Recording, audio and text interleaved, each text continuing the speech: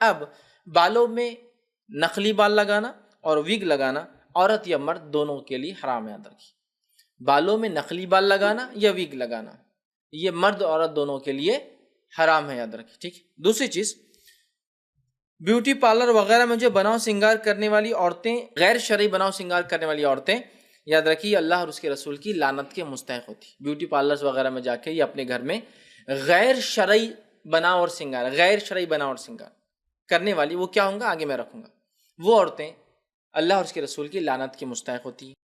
اب بالوں میں نقلی بال لگانا اور وگ لگانا عورت یا مرد دونوں کے لیے حرام ہے، یاد رکھیے۔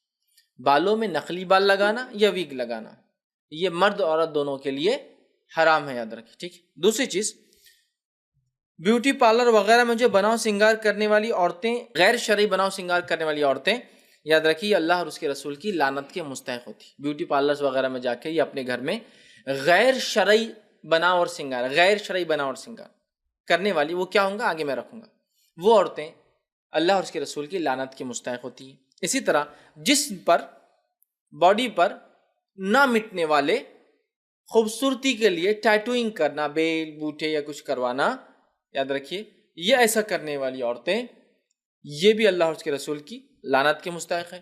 اور جو عورت دوسری عورت کو غیر شرعی میک اپ اور سنگار کرتی ہے اور اس کے لیے وہ گنتی اور گندواتی ہے اور اس کے لیے نقلی بال لگواتی ہے اور اس کے لیے ویگ بنا کے لگاتی ہے، وہ عورت بھی اللہ اور اس کے رسول کی لعنت کی مستحق ہے، ٹھیک ہے۔ جو کرتی ہے وہ بھی اور جو کرواتی ہے وہ بھی، سمجھے آپ؟